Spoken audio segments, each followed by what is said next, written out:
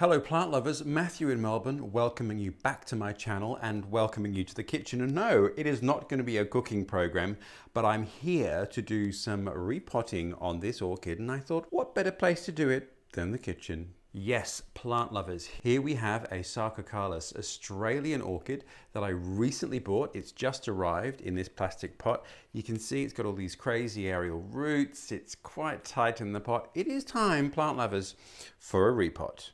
And as you know, I am a terracotta pot kind of guy, and this is the pot it's going in. And so I thought, let's video this whole process and have a look at the plant once we take it out of the pot and see what's what. I have made a Sarcocalis care video, which I'll pop up here. The basics are for me here in Melbourne, and I'll show you where I am right now. Melbourne is in Southeast Australia. We have a climate that can be described as cool Mediterranean or warm temperate, which means we have cold, wet winters that don't freeze and warm to hot, dry summers, which can also be a bit cool and a bit wet.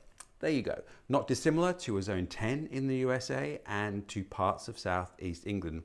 The reason I tell you that, plant lovers, is because all the orchids I grow either grow outdoors or indoors or get out of the pool. I have no special equipment, no greenhouse, no growing lights, no grow rooms, no heat mats, no humidifier, nothing. So that's what limits my orchid growing. So I'm tending to grow things that are cold, cool, intermediate, either outdoors or indoors. And this baby is an Australian native species that I grow outdoors all year. It gets shelter, it's basically under a tree, but it does get rained on and it gets pretty much all the elements.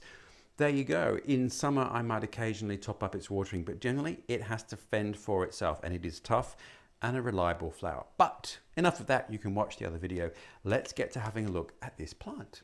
So the first thing though I will show you, it's kind of got no name, but it says it's Kala crossed with Cracker, and it's a deep red. Now the reason that I bought this is because it is a deep red, and deep red, quite unusual in Sarcocalis. The species type that I've got, Hartmanni, is essentially white with a tiny little red heart. This flower is basically completely bright red. So let's see. But firstly, let's have a look at its potting situation. All right, plant lovers, here we are. So firstly, let's just have a look at the plant. Now, as you can see, it's looking okay, but it's not looking fabulous. And I think once it's had a bit of a repot and a little bit of food and love, the color will sort of ping back into the leaves. They do always tend to be a much greener leaf rather than this limey color. So yes, I think this is just perhaps in need of a little love. But let's look at some details. Firstly, you can see these straggly aerial roots, not dissimilar to a Phalaenopsis orchid. And these sorts of roots, again, you don't want to chop them off. They get pretty wild. And as you can see, they grow from leaf joints, and they can grow at any point up the stem of the plant. And I did notice in here, there we have, just popping out there is a new root. And of course, the thing to remember is that this is not a flower. Sarcocalis blooms in very early spring and the flower spikes set in winter. So this is definitely a root, and as you can see, it's got that silvery sheath and that lime green tip. It doesn't even look like a flower spike. The flower spikes do look quite different, and when any of mine come into bloom, I might show you those so you get a sense of what it looks like. So the other thing to notice about Sarcocalis is that it kind of has a similar growing habit to a Vanda orchid, I feel. It kind of grows this stem with all these mad aerial roots. The difference being, of course, that it has a much stronger root system, but not dissimilar. And this one has got a really strong stem. Now, I was sold this as a seedling. This was relatively inexpensive, and look at the size of that. I would say this is quite a few years old. It's certainly flowered before. As you can see here, these brown sticks here are the remains of previous flower spikes. So it's flowered, I would probably say, for a couple of seasons. So this should give a great display come early spring, and I will show you when it does flower. The other thing to observe is that Sarcocalis are quite vigorous, and you can see here that we've got 1, 2, 3, 4 new growth points coming out from the base. They do form quite a mass quite quickly, and you get multiple blooms from each stem. So give it a couple of years and you have an amazing specimen, and in the bloom season it does look amazing. And the other point to remember is that the flower spikes can appear from the same point on the stem. So unlike many orchids, which will only flower from one growth and then it dies and you have to promote new growth, Sarcocalis continually bloom from the same points. All right, let's unpot this and see what's going on inside. It's quite tight in here. They do get quite vigorous. And I can see that this has been potted in a fairly standard orchid mix of bark and perlite. There we are. So there's its root system. You can see very, very healthy. You can also see how light the medium is. Now these orchids are naturally, generally lithophytes, but also sometimes epiphytes. So they are used to a very loose medium. So let's just get all that out. Okay, now I'm going to go and rinse this, but before I do that, I just want to check for any roots that might not be in great condition.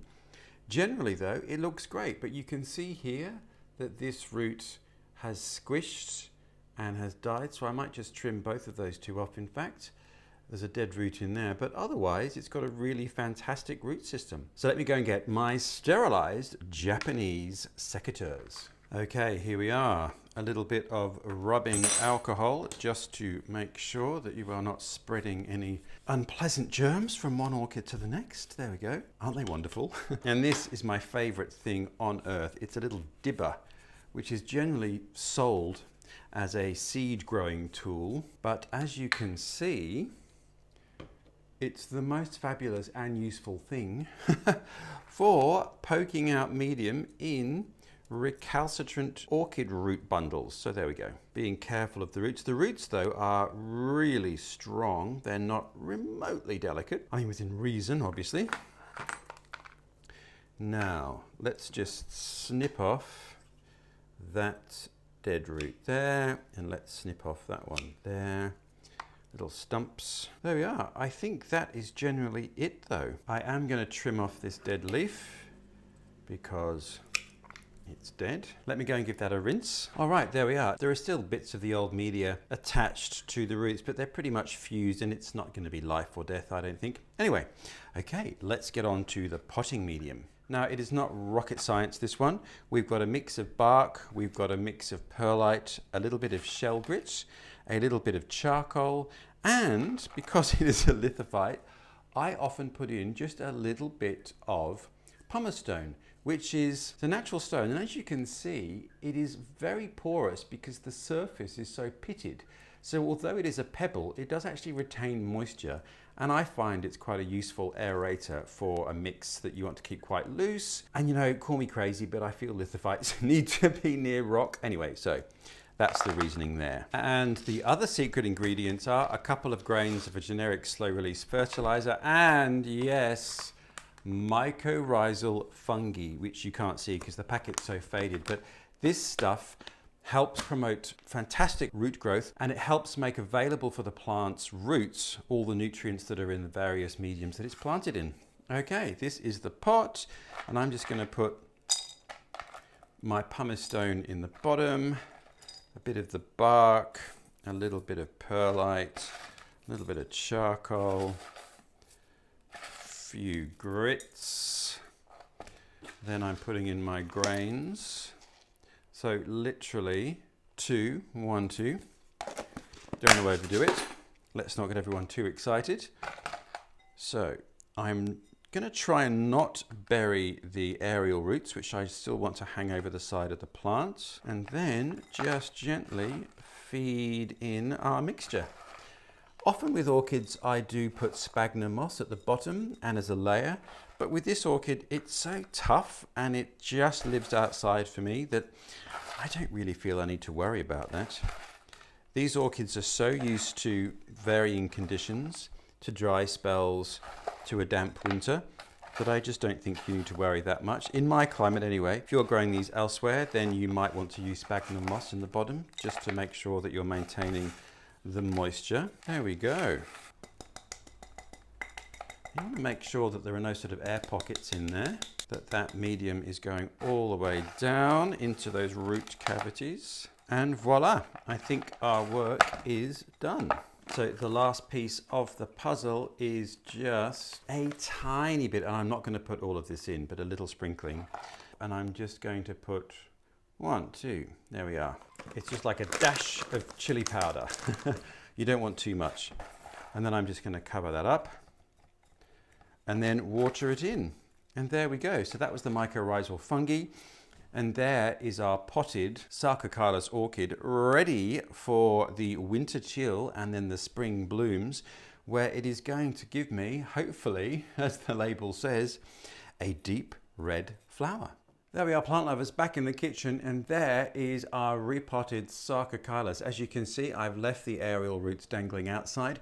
You can see the difference between the terrestrial roots and the aerial roots. The aerial roots are a bit fatter and they're much lighter in color, and these are a much darker green. So I've just left those dangling out. Again, because this is an Australian species and maybe familiarity breeds contempt, I tend not to be that precious or careful with these. They are a fairly tough orchid, I must say. The root system is fairly tough. If you trim or snap off one of the aerial roots, it doesn't seem to be that affected. They are pretty tough. The environment that they grow in here in Australia is a fairly tough one, and they thrive in it. There we go. I am going to give this a watering with a diluted solution of a seaweed general fertilizer, just to water it in and get those mycorrhizal fungi powder bits activated. I dilute that seaweed mix to about 1/8 of the recommended dose, and I'm going to pop this outside in dappled light, and in winter give it a bit more morning light so we stimulate the flower buds. And I will show you what the flowers look like in spring. There we are, plant lovers. I hope that was useful. I can't wait to see what this one does for me. Thank you for watching. I do post every week, so subscribe if you wish. Feel free to ask a question. I am an amateur here in Melbourne, but if I can help, I'm happy to. In the meantime, take care wherever you are, and I will see you next time, not in the kitchen.